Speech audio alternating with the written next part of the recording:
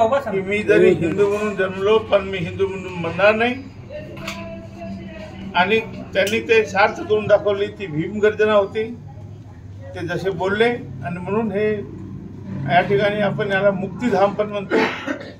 हे पवित्र स्थळी आमच्यासाठी या ठिकाणी एक चांगल्या गोष्टीची आम्ही सुरुवात करतोय। मराठा ओबीसी हे एकत्र कसे राहतील, यांचा भाईचारा कसा राहील, हे बंधुभाव कसा निर्माण होईल। जे मराठा आरक्षणामुळे ते वातावरण निर्माण झाले महाराष्ट्रामध्ये, गढूळ वातावरण म्हणायला, जो गावगाडा होता, जो गुण्यागोविंदांनी राहत होते, या आपसापसामध्ये चौका चौकामध्ये आणि वेगवेगळ्या चर्चा होताना दिसतात। आणि टीव्हीवर सुद्धा तू तू मै करत एकामेकावर आरोप प्रत्यारोप आणि समाजाला धरून काही बोलल्या जात आहे, अपमान केला जात आहे। तर ह्या सगळ्या गोष्टी व्हायला नको। या महाराष्ट्रामध्ये पुरोगामी महाराष्ट्र आहे। आरक्षणाचा विषय काही फार मोठा विषय नाही आहे।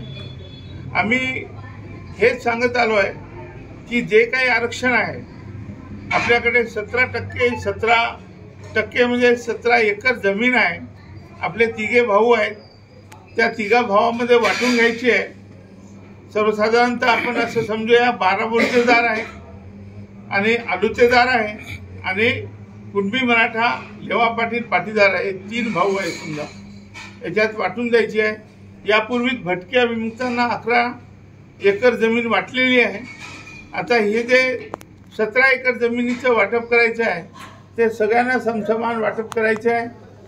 आणि त्यामुळे आमचं म्हणणं आहे की जे देशामध्ये आपण बघितलं की कर्पूरी ठाकूर फॉर्म्युला, ज्याच्यामुळे ज्या फॉर्म्युलामुळे कर्पूरी ठाकूर यांना भारतरत्न मिळालेला आहे, तोच फॉर्म्युला इथे आणायचा आहे। आमची विनंती आपल्या मार्फत आमचे नेते छगन भुजबळ साहेबांना, छगन भुजबळ साहेब, तुम्ही मराठ्यांचा विरोध करू नका। तुम्ही जे काही आरक्षण आहे ते आपण वाटून घेऊया आणि परत आपल्याला आरक्षण मिळणार आहे।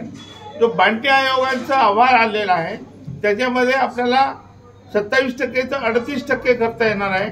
आणि आता उद्या परवा आपण जे मागासवर्गीय आयोग आहे ज्यांनी सर्वे केला 8 दिवस, त्याचाही काही फिगर येईल 10-12% मराठा समाज, ते पण आपल्याला त्याच्यात टाकता येईल। एकूणच 27% आरक्षण आता 52-53% होणार आहे। आणि तेव्हा आणखी याच्यामध्ये साधारणतः भटके विमुक्त 12 बोलतेदार आणि कुणबी मराठा यांना वेगळं आरक्षण देता येईल।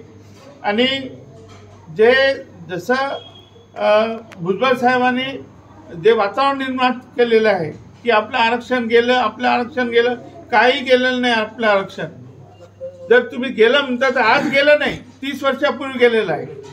2001 साली जेव्हा कुणबी मराठा असा GR काढला तेव्हा कुठे होतो आपण? 2001 पासून आज किती वर्ष झाले? 2001 पासून आज 22-23 वर्ष झाले। तुमचं आरक्षण तेव्हाच गेलेलं आहे। पण हे जे गेलेलं आरक्षण परत आणायचं असेल तुम्हाला तर ओबीसीचं उपवर्गीकरण करणे, सब कॅटेगरायझेशन करणे हा एकमेव पर्याय आहे।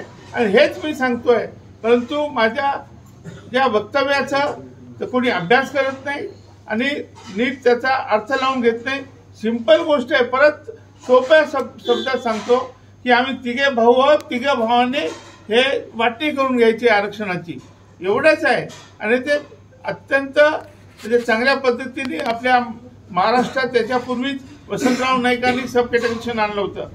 जेव्हा 1965 साली भटक्यांना वेगळं दिलं, भटक्या विमुक्तांना ओबीसीना वेगळं दिलं होतं। त्यानंतर मंडल आयोग जेव्हा लागू झाला आपल्या महाराष्ट्रामध्ये, मान्य शरद पवार साहेबांनी त्यावेळेस 27% लागू करायचा होता, त्यावेळेस सुद्धा क केलेला आहे। आणि विशेष मला सांगायला काही हरकत नाही, मला अभिमान वाटतो नेहमी की मान्य शरद पवार साहेबांनी त्यावेळेस सुद्धा मला बोलवून घेतलं होतं आणि हे कडक कसं करता येईल त्याचा सल्ला घेतला होता। आजही मी तोच सल्ला जरांगे पाटलांना देतोय, तोच सरकारला देतोय, तोच आमच्या भुजबळ साहेबांना देतोय। ते त्यांनी समजून घेतलं पाहिजे। आणि त्यासाठी तुम्ही गुगलवर जर विचारलं की कर्पूरी ठाकूर फॉर्म्युला म्हणजे काय, तर गुगलवर तुमच्या मोबाईलवर तुम्हाला कळेल की जे आरक्षण आहे त्याचं विभाजन करायचं, धक्का लागत नाही, त्याचं त्यांना मिळेल। आणि मराठा कुणबी यांचं अलग वेगळं आरक्षण त्यांना देता येईल आणि आपले जे 12 बुलतेदार आहे त्यांना वेगळं आरक्षण देता येईल आणि भटक्या विमुक्तांना पूर्वीच दिलेलं आपण 11%. त्यामुळे भटक्या विमुक्तांचा विषयच नाही या ठिकाणी. या ठिकाणी 12 बुलतेदार आणि अलुतेदार ज्याला म्हणतो आपण, माळी तेली आणि आगरी भंडारी या समाजाला वेगवेगळं आरक्षण द्यायचं आहे. तर त्यामुळे हे 3 भाग आपण जर केले या आरक्षणाचे, उर्वरित आरक्षणाचे, तर सगळ्यांना आरक्षण व्यवस्थित वाटता येईल आणि कोणाला धक्का लागणार नाही. डावलला नाही असं काही नाही आहे. सगळे सोयरे जे आहे ना, हा सगळा त्याचा गैरसमज आहे एक प्रकारचा. सगळे सोयऱ्याची काही गरज नाही. तुम्हाला उद्या परवा कळेल की या महाराष्ट्रामध्ये जे समिती नेमलेली आहे, शिंदे समिती नाही, जे मागासवर्गीय आयोग शिंत्रे साहेबांचा रिपोर्ट येईल उद्या परवा. तेव्हा तुम्हाला कळेल की मराठा समाज हा ओबीसीचा क्रायटेरिया फुलफिल करतो. त्यामुळे ते इतर मागासवर्गीयामध्येच येणार आहे. त्यामुळे इतर मागासवर्गीय ते जर आले तर संपूर्ण मराठाच येणार आहे. मग कशाला सगळे सोयरे बघताय? कशाला रक्त नाते संबंध बघायला पाहिजे? काही गरज नाही त्याची.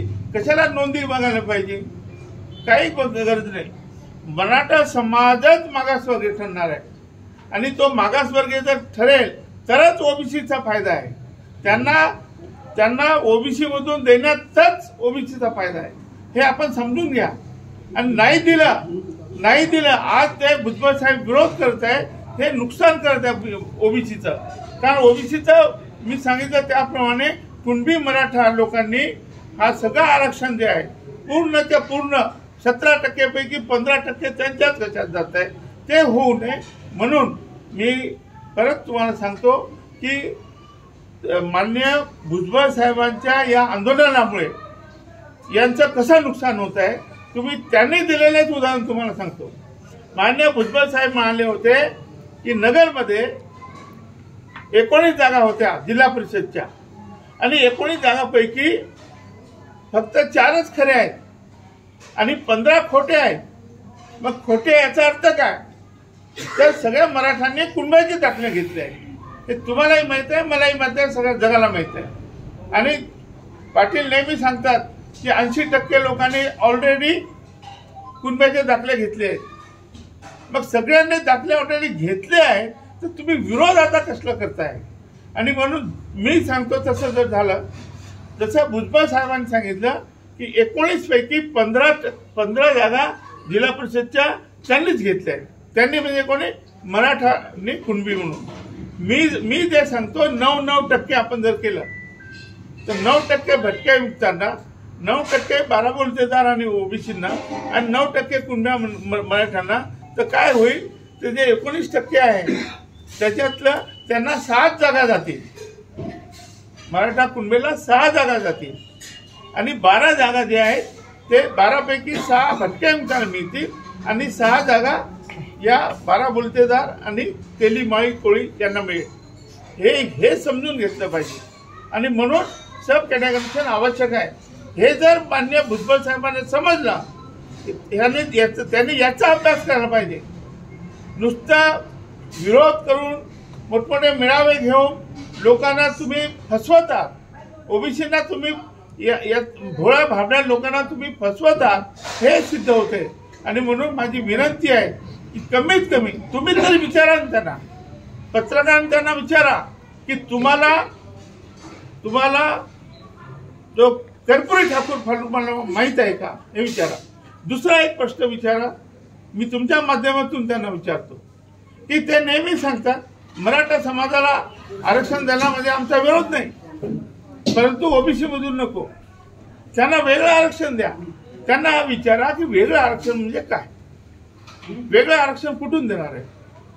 50%च्या वर देता येत नाही आणि 50%च्या वर कॅप लागली आहे सुप्रीम कोर्टाची. मग त्यांना विचारा की वेगळं आरक्षण म्हणजे नेमकं काय? तुम्ही मंत्री आहात, तुम्ही सांगा वेगळं आरक्षण घेऊन. मी सांगतो ते वेगळं आरक्षण ओबीसी मधून काढून त्यांना वेगळं द्यायचं आणि आपल्याला भटक्या विमुक्त आणि 12 बुलतेदार यांना वेगळं द्यायचं. याला वेगळं आरक्षण म्हणतात. पण ते म्हणतात त्यांना वेगळं द्या. अरे वेगळं द्या म्हणजे कुठून द्या? त्यांना विचारा तुम्ही. मी 8 वर्ष झाले पत्रकारांचा मी मागोवा घेतो. अरे कोणीतरी एखादी पत्रकार का विचारत नाही? सगळे मंत्री, सगळे उपमुख्यमंत्री, मुख्यमंत्री हेच सांगतात आम्ही त्यांना वेगळं आरक्षण देणार. अरे वेगळं आरक्षण कसं देणार तुम्ही? कुठून देणार आहे? कुठे आहे आरक्षण? आणि म्हणून सब कॅटेगरायझेशन, उपवर्गीकरण हे यालाच वेगळं आरक्षण म्हणतात. हे जर मान्य भुजबळ साहेबांना समजलं तर ते निश्चितपणे आपण महाराष्ट्रामध्ये सगळे गुन्हे दुसरा प्रश्न, सगळ्यांना आरक्षण मिळेल आणि धक्का लागणार. दुसरा प्रश्न, 15-16ला अधिवेशन बोलवायची गरज नाही. हे अधिवेशन जर बोलवत असतील तर मागच्यासारखं SC-BC काहीतरी जर करत असतील ही घोर फसवणूक आहे महाराष्ट्राची, महाराष्ट्राच्या जनतेची. मागच्या वेळेस 2016 साली, 2018 साली त्यांनी SC-BC म्हणून आरक्षण दिलं होतं. आता SC-BC म्हणजे काय?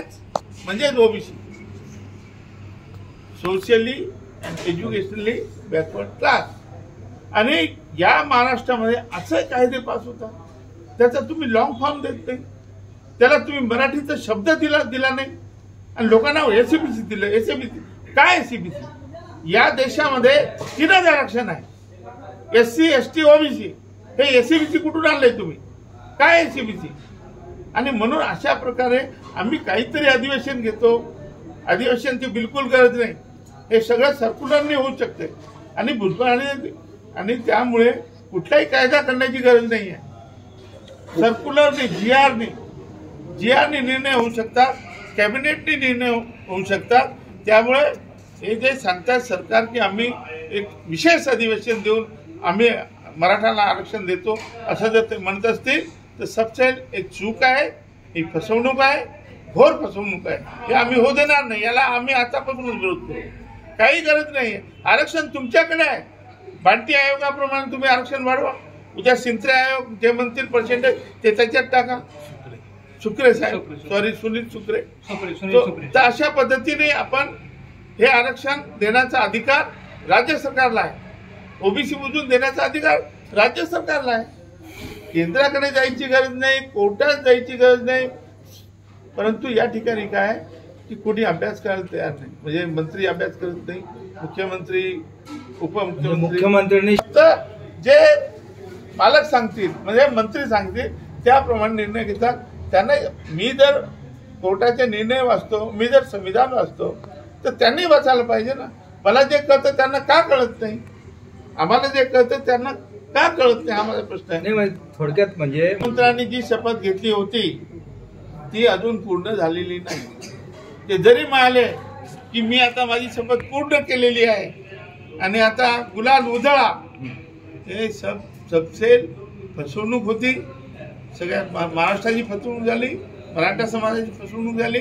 त्यामुळे तुमच्या माध्यमातून मी विनंती करतो मुख्यमंत्र्यांना, तुम्ही जी शपथ घेतली होती ती अजून पूर्ण झालेली नाही. कारण आरक्षण मिळालंच नाही. तर तुम्ही जे शपथ घेतली होती छत्रपती शिवाजी महाराजांच्या पायाला हात लावून ती तुम्हाला आणखी पूर्ण करायची आहे. आणि ती जो आहे तो फॉर्म्युला जो आहे तो फॉर्म्युला या देशामध्ये ज्यांना आपण भारतरत्न दिलेला आहे, कर्पुरी ठाकूर फॉर्म्युला, आणि त्याही पूर्वी खरं म्हणजे वसंतराव नाईकांनी हा फॉर्म्युला 1965 मध्ये आणलेला आहे. कर्पुरी ठाकूरने 78 मध्ये आणलेला आहे आणि माननीय शरद पवार साहेबांनी हाच फॉर्म्युला 94 मध्ये आणलेला आहे. आणि तोच फॉर्म्युला घेऊन मी दारोदारी फिरत आहे की अशा प्रकारे हा फॉर्म्युलामुळे आरक्षण देता येईल, मराठ्यांना आरक्षण देता येईल. किती वेळ बोललो मी, 1000 वेळा बोललो असेल मी. आमच्या OBCचा रोष घेतला. OBC लोकांना त्यांना अजून कळत नाही की मी काय बोलतोय. ते जर OBCना कळत असतं तर ते माझ्या पाठीशी येतील एक दिवस. आणि ही जी फसवणूक आहे हे सरकारकडून फसवणूक होत आहे आणि मान्य छगन भुजबळ हे आपली फसवणूक करत आहे. थोडक्यात काय तर बरोबर, मुख्यमंत्री असो, उपमुख्यमंत्री असो, सगळे फसवणूक करत आहे.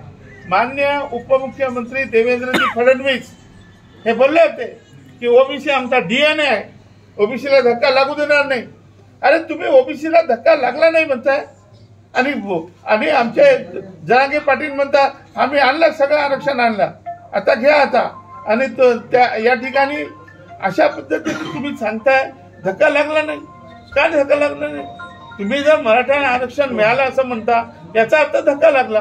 तुम्ही जर गुलाल उधळता याचा अर्थ कुठेतरी त्यांना आरक्षण मिळालंय, मग धक्का लागलाय. त्यामुळे हे शुद्ध फसवणूक आहे. ना आरक्षण मिळालं ना आरक्षण गेलंय. अजून आरक्षण अबाधित आहे.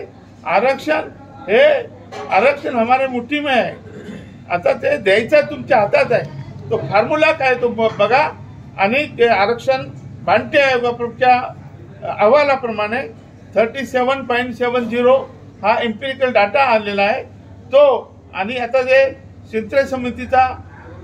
सुक्रे समितीचा जो अहवाल येणार आहे, राज्य मागासवर्गीय आयोगाचा अहवाल, त्याच्यानुसार जे काही पर्सेंटेज तुम्ही बघितलं, आता 8 दिवस तुम्ही रात्रंदिवस जो सर्वे केलेला आहे मराठा समाजाचा, तर त्याला 10-12% काहीतरी येईल ना. तर ते त्याच्यात ऍड करायचे परत, म्हणजे 27 + 10 + आणखी 10, म्हणजे आपलं आरक्षण जाईल जवळपास 52-53% पर्यंत जाणार आहे ओबीसीचं. आणि त्यात सगळ्यांना अकोमोडेट करू शकतो. तर परत मला तेच सांगायचं आहे की आता फसवणूक करू नका. तुम्ही 2 वेळा फसवणूक केली. आता मराठ्याची फसवणूक जर केली तर मराठाही तुम्हाला समुद्रात टाकून देईल. ओबीसीची धारणा झालेली आहे की आमचं आरक्षण गेलेलं आहे. आरक्षण हा निवडणुकीचा मुद्दा राहणार आहे.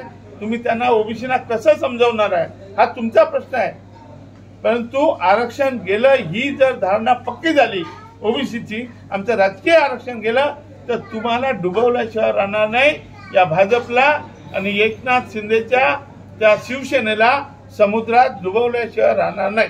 साहेब, आणि ओबीसी जो आजचा तुम्ही भाईचारा परिषद येवला यासाठी नेमला मी पूज्य बाबासाहेब आंबेडकरांचा एक स्थळी आहे ते ज्या ठिकाणी ते घोषणा केली त्यांनी. दुसरं आमचे माननीय भुजबळ साहेब यांचा हे माहेर घर आहे म्हणता, बालेकिल्ला आहे म्हणा, त्यांचा मतदारसंघ आहे. तर तिथूनच आम्ही आमचे जे भटके मुक्त समाज फार मोठा आहे. इथे मोठ्या प्रमाणात आमचा समाज आहे, भटके मुक्त समाज आहे, ओबीसी आहे, मूळ 28 जाती. आणि इथून त्यांच्या कानावर गेलं पाहिजे की बाबा रे उपवर्गीकरण म्हणजे काय. माननीय भुजबळ साहेब, तुम्ही जरा अभ्यास करा. तुम्ही त्या ज्यांना भारतरत्न दिलेले आहे मोदी साहेबांनी, त्यांना कशासाठी भारतरत्न दिले आहे की त्यांनी हे आरक्षण वाटून दिलं होतं ओबीसीचं. तुम्ही वाटून द्या. तुम्ही तुमच्या पद्धतीने हे जे आमचा जो मराठा समाज आहे, मराठा आहे, कुणबी आहे, देवा पाटील आहे, पाटीदार आहे, राजपूत समाज आहे, त्यांना एक वेगळा हिस्सा द्या त्याच्यातून काढून. आणि नाही दिला तर ते सगळेच्या सगळे आरक्षण खाऊन टाकतील. त्यापेक्षा तुम्ही त्यांना वेगळं आरक्षण द्या. हे जर केलं तर आमच्या ओबीसीला धक्का लागत नाही. एवढी सोप्या भाषेत मी तुम्हाला सांगितलं. साहेब, आपलं आता जी भूमिका अशी दिसती आहे. अरे पत्रकार परिषद चालू खाली बस जरा. जे आरक्षण आहे त्याचं विभाजन करून सर्व जे आता मराठा समाजालाही त्यात घ्यावं असं आपली भूमिका आहे. आणि एकंदरीत आता मंत्री भुजबळांची भूमिका आहे की ओबीसी आरक्षणाला धक्का लागला आहे. आणि आपली भूमिका अशी आहे की आपण म्हणताय की मराठा समाजाला समाविष्ट करून ओबीसींचं विभाजन करावं. नेमक्या हा फॉर्म्युला समजला नाही. आता हा फॉर्म्युला पत्रकारांना समजला आहे, हा तुम्हाला समजला आहे, 5 मिनिटात समजला आहे. तर भुजबळ साहेबांना का समजू नये? काय म्हणतात धक्का लागणार? धक्का ऑलरेडी आजपासून नाही, 20 वर्ष झाले. 2001 साली जेव्हा कुणबी मराठा असा GR काढला तुम्ही, 83 नंबरवर तुम्ही कुणबी मराठा असा शब्द टाकलेला आहे. आणि कुणबी मराठा एकच आहे तुम्ही म्हणताय, म्हणजे ते आरक्षणामध्ये आहेतच. आणि ते संपूर्ण आरक्षणला धक्का लागलेला आहे. तो धक्का काढायचा आहे भुजबळ साहेब. हे पत्रकारांना समजलं आहे. ज्या दिवशी हे कळेल भुजबळ साहेबांना तर ते म्हणतील ठीक आहे हे करा तुम्ही, काय हरकत नाही, माझी हरकत नाही. परंतु ते राजकारण करत आहे. त्यांना याच्यावर पोळी भाजून घ्यायची आहे. त्यांना ह्या जो अडाणी समाज आहे, तो भटका, विमुक्त, 12 बोलतेदार, ओबीसी हा काही खूप शिकलेला समाज नाही आहे. तर या समाजाच्या भावनेला म्हणजे भावना भडकून अशा पद्धतीने ते दोन समाजामध्ये तेढ निर्माण करून आपली पोळी भाजत आहे हे आता स्पष्ट झालेलं आहे. आणि आता तरी भुजबळ साहेबांनी सब कॅटेगरी म्हणजे काय, उपवर्गीकरण म्हणजे काय, कर्पूरी ठाकूर फॉर्म्युला म्हणजे काय हे त्यांनी समजून घ्या. वसंतराव नाईकाचा फॉर्म्युला म्हणजे काय हे जर ते समजूनच घेत नसेल, मी 1% देणार नाही. अरे काय देणार नाही, सगळे आले ना तुमच्या इथे आणि उद्या सगळे येणार. तुम्ही काय करणार आहे, काही करू शकत नाही. तुम्ही रोखू शकलात का? तुम्ही एवढा मेळावा घेतला, थांबवला का तुम्ही? मराठा आरक्षण ला तुम्ही थांबू शकला का? नाही थांबू शकला. आणि त्यामुळे तुम्ही आज जरी तुम्हाला वाटत असेल या सगळ्या, आज तुमच्यासोबत कोण राहणार आहे? चालले ना ओबीसी दूर, गेले ना प्रकाश शेंडगे, आपला पक्ष काढला की काय वाडे वेगळे, ते वेगळे, आम्ही वेगळे. तुमच्याकडे राहणार कोण आहे? उद्या भटक्या मुक्त समाज बिलकुल तुमच्यासोबत येणार नाही, काही गरज नाही आहे. आमच्या आरक्षणाला धक्काच लागला नाही. आमच्या आरक्षणाला धक्का लागला नाही आणि लागणार पण नाही आहे. कारण भटके, विमुक्त, धनगर आणि वंजाराला वेगळंच आरक्षण दिलेलं आहे. त्यामुळे या आरक्षणाची काही संबंध नाही. तुम्ही आम्हाला कशाला आम्हाला घेऊन अन्याय झाला, काही कोणावर अन्याय झाला नाही. आणि तुम्ही अशा पद्धतीने अन्याय करणार आहात. तुम्ही जर मराठाचं आरक्षण रोखलं तर तुमच्यामुळे हा समाज परत ओबीसी मध्येच राहील, कुणबी मराठा, आणि परत आमच्यावर अन्याय होत राहील. साहेब, आगामी काळात आता निवडणुका लागतील, मंत्री भुजबळ येवल्यात पुन्हा उभं राहतील, तर काय वाटतं तुम्हाला येवल्यातला ओबीसी समाज आणि मराठा समाज ज्यामध्ये दुरी पडलेली आणि मंत्री भुजबळांच्या पाठीशी आता तुमची भूमिका अशी दिसते की ओबीसींना एकत्र घ्यायचं, मग येवल्यातला ओबीसी समाज जो आहे तो मंत्री भुजबळांच्या पाठीशी उभं राहील असं वाटतं आपल्याला? अनेक सभेमधून तुम्हाला माहित असेल, काही सभेमध्ये स्वतः भुजबळ साहेबच होते. भुजबळ साहेब होते, त्यामध्ये शब्द खाल्ल्यात आमच्या ओबीसी लोकांनी. आम्ही यांना मतदान करणार नाही, आम्ही भाजपला मतदान करणार नाही, आम्ही एकनाथ शिंदेच्या शिवसेनेला मतदान करणार नाही. हे रोज सभा होत आहेत तिकडे. त्यामुळे हे तुम्ही त्यांच्या मनातलं काढणार कसं आहे? त्यामुळे भुजबळ साहेबांना धोका आहे या ठिकाणी. इकडे मराठाही त्यांना मतदान करणार नाही आणि दुसरीकडून आमचा ओबीसी समाज, भटका समाजही त्यांना मतदान. थोडक्यात आपल्याला असं म्हणायचं की भुजबळ पडू शकतात या वातावरणामुळे? काही मोठी गोष्ट नाही. तर मुख्यमंत्री, पंतप्रधान पडले तर भुजबळ साहेब कोण आहे? फार मोठमोठे लोक. पण भुजबळ साहेब असं म्हणतात की कुठल्याही जातीपातीचं राजकारण करणे, मी फक्त विकासासाठी येवल्यामध्ये आलेले. काही नाहीये. तुम्हाला सांगतो, भुजबळ साहेबांनी ही भूमिका घ्यायला नको होती. एक ज्येष्ठ नेते आहेत ते, 30 वर्ष ते त्या खुर्चीला चिकटून आहेत. त्यांनी माझ्यासारखा असताना मेसा राजीनामा फेकला असता त्यांच्या तोंडावर. राजीनामा तर दिलाय म्हणतात ते. असा राजीनामा कोणी देत असतो का? काय खेळ आहे का? भातुकलीचा खेळ आहे का? आम्ही राजीनामा दिलाय आणि ते म्हणतात तुम्ही आता सांगू नका पत्रकारांना. हे अशा पद्धतीने हे सगळं नाटकं असतात. असे खूप लोक. राजीनामा द्यायचा असेल तर तुम्हाला कारण सुद्धा देता येत नाही. मी माझ्या मंत्रीपदाचा राजीनामा देत आहे एवढंच द्यायचं असते. एवढं लिहिलं असता. द्या ना, तुम्हाला कोण रोखलंय? आज देऊ शकता तुम्ही राजीनामा. तुम्हाला हा समाज डोक्यावर घेईल. पण हे असा दुटप्पीपणा, अशा प्रकारचं फसवणूक, अशा प्रकारचं लोकांच्या भावनेला भडकवून दोन समाजामध्ये तेढ निर्माण करून एका समाजाची सहानुभूती घेण्याचा हा प्रयत्न आहे. आणि हे भुजबळ साहेबांना जड जाणार आहे. इकडे तुम्हाला मराठा समाज तर दूर गेलेलेच आहे. आणि आता जेव्हा कळेल, ज्यावेळेस आमच्या भटक्या मित्रांना, ओबीसींना कळेल, अरे हरिभाऊ राठोडची भूमिका चांगली आहे, सगळ्यांना आरक्षण देण्याची आहे, धक्का लागणार नाही, जो धक्का लागलाय तो त्यांना काढायचा आहे, ही भूमिका घेतली आम्ही. आणि म्हणून परत मी सांगतो, भुजबळ साहेब आमचे काही दुश्मन नाही आहे. भुजबळ साहेब माझी काही लढाई नाही आहे, आमचा काही संबंध नाही इथे येवल्यामध्ये. परंतु एक ज्येष्ठ नेते आहेत, स्वतःला ओबीसी नेते समजतात ना, तर ओबीसीचं कल्याण करण्याच्या ऐवजी ओबीसीला डुबवण्यामध्ये ते निघाले आहेत. 20 वर्ष कुठे गेले होते? मागच्या वर्षी जेव्हा मागच्या अधिवेशनामध्ये एक बिल आणलं की प्रायव्हेट एज्युकेशनमध्ये प्रायव्हेट संस्था ज्या आहेत, कॉलेजेस, याच्यामध्ये मागासवर्गीयांना फी माफ असणार नाही, त्यांना स्कॉलरशिप मिळणार नाही, त्यांना कुठलंही आरक्षण असणार नाही. तेव्हा हेच भुजबळ साहेब पुढे गेले होते. यांनी त्या बिलावर या राज्य सरकारला मदत केली आहे. का विरोध केला नाही त्यावेळेस? तुम्ही त्यावेळेस तुम्ही अशा पद्धतीने हे सगळं काही केलं नाही. आजपर्यंत काय सांगावं त्यांनी की मी ओबीसीसाठी हे केलेलं आहे. एखादी गोष्ट सांगावी की मी ते म्हणतात मी मंडळ आयोग. कुठे मंडळ आयोग? शिवसेनेचा त्यावेळेचा विरोध होता मंडळ आयोगाला. तुम्ही शिवसेनेत होता. कुठे मंडळ आयोगाला? आणि काही नाही, मंडळ काही नाही, सगळं बंडल आहे. हे भुजबळ साहेबांनी आता तरी म्हणजे भूमिका बदलायला पाहिजे. मराठा समाजाला आरक्षण मिळायला पाहिजे. ओबीसीचं सब कॅटेगरीशन झालं पाहिजे. ओबीसीचं आरक्षण वाढवता येईल. मी परत सांगतो, सर्वोच्च न्यायालयाचा निकाल आहे त्याप्रमाणे आरक्षण जे आहे ते आपण बांटे आयोगाच्या रिपोर्टप्रमाणे आणि शिंत्रे सपाटी आता येऊ घातलेल्या अहवालाप्रमाणे जे काही पर्सेंटेज येईल तेवढं आपण म्हणजे 27% 52% आपल्याला आरक्षण देता येईल.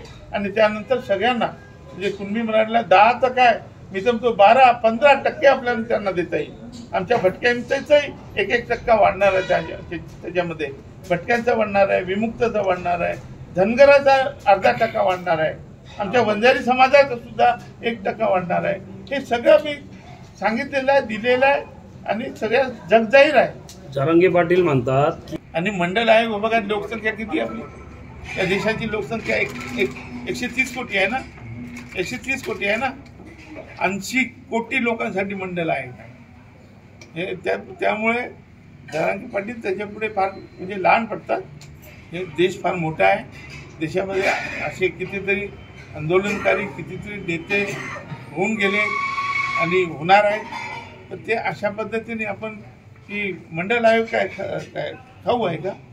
मंडळ आयोग 9 जजेसनी क्लिअर केलेला आहे सर्वोच्च न्यायालयामध्ये. त्याच्यामध्ये ज्यावेळेस लोक विरोधात गेले होते त्यावेळेस 9 जज, आता त्या तुम्हाला 11 जजेस बसवावं लागतील. ते आहे का आपल्याकडे? एवढी ताकद आहे का 11 जजेस बसून निर्णय घेण्याची? ते असू द्या. ते एक त्यांची भाषा आहे. भोळा बाबडा माणूस आहे. एक रानटी भाषा म्हणजे रांगडी म्हणतो आपण त्याला. तिथे त्याची आपल्या मराठवाड्याची भाषा आहे. त्या फार चांगला बोलतो, फार प्रामाणिक आहे, फार त्यागी आहे. आणि म्हणून त्याचं नेतृत्व उभं राहिलं. म्हणून मराठा समाज त्याच्या पाठीमागे उभा राहिलेला आहे. अनेक जे राजकीय प्रस्थापित नेत्यांना त्यांनी सफाया केलेला आहे. त्यामुळे त्यासाठी आम्ही मानतो त्यांना की एक प्रामाणिक आहे आणि निष्ठावान आहे. समाजाची त्याची नाळ जोडलेली आहे. समाजासाठी त्याग त्यांनी केलेला आहे. परंतु आता जे केलेलं आहे ते जर त्यांनी कॅश केलं नाही तर परत अण्णा हजारे झाल्याशिवाय राहणार नाही.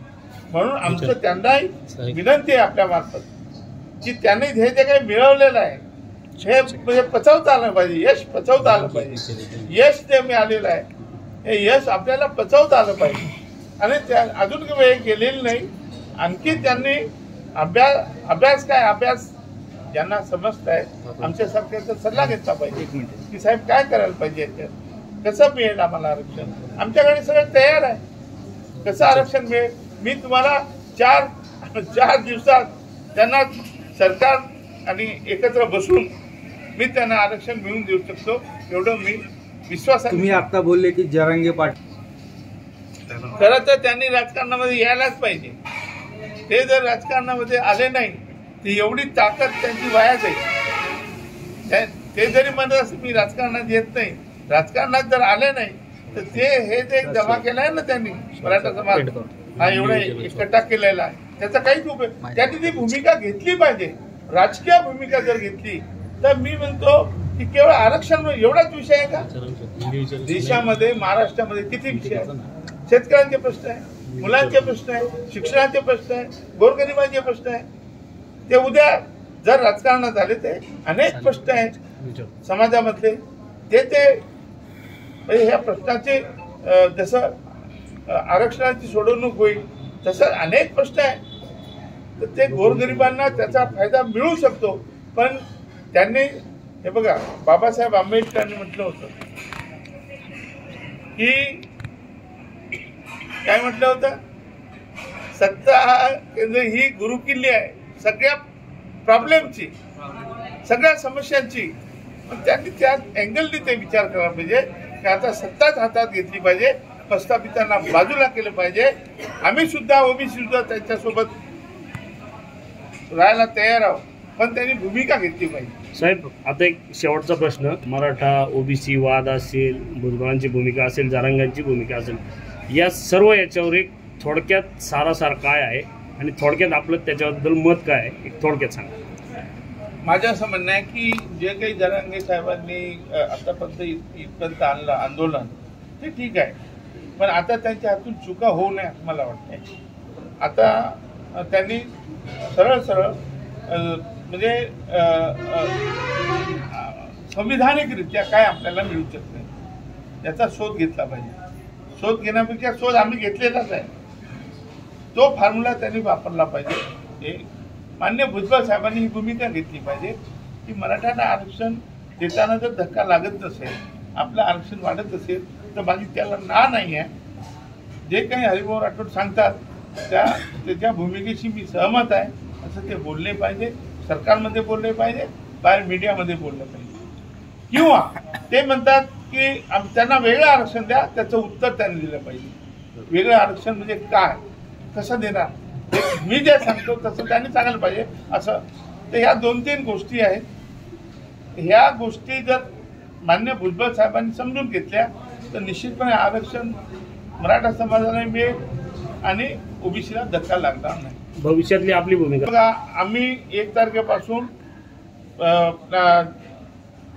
आपल्या पुण्यावरून 1 तारखेपासून अशी यात्रा काढणार होता. जर या 8 दिवसात झालं नाही, मला विश्वास आहे की माझा जो फॉर्म्युला आहे तो जरांगे पाटील, भुजबळ साहेब आणि सरकार यांनी जर समजून घेतलं तर हे 4 दिवसाचंही काम नाही आहे. हे नाही झालं तर आम्ही आमची भूमिका आमच्या ओबीसीना पटवून देऊ आणि मराठा समाज आणि ओबीसी एकत्र आणू आम्ही आणि त्याच्यावर परत आम्ही वेगळा लढा लढू. आमचा लढा राहील उपवर्गीकरणाचा, आमचा लढा राहील भाईचारा, एकोपा, गावगाडा हा अबाधित राहिला पाहिजे, विशाल राहिला पाहिजे, गुन्ह्या गोविंदांनी हे नांदले पाहिजे. हा आमचा लढा आहे. Hi fi fitness club, unisex gym, अत्याधुनिक व्यायामाची साहित्य, येवला शहरात प्रथमच, वातानुकूलित जिम, पुरुष व महिलांची स्वतंत्र व्यवस्था, महिलांसाठी महिला जिम ट्रेनर, पर्सनल ट्रेनिंग उपलब्ध, डाएट न्यूट्रिशन प्लॅन अगदी मोफत, जिमचे सभासदत्व घेण्यासाठी 6 महिने अथवा वार्षिक प्लॅन उपलब्ध, सभासद फीसाठी EMI सुविधा देखील उपलब्ध. ठिकाण hi fi fitness club gym, Nagar Manmad महामार्ग, दराडे कॉम्प्लेक्स, येवला.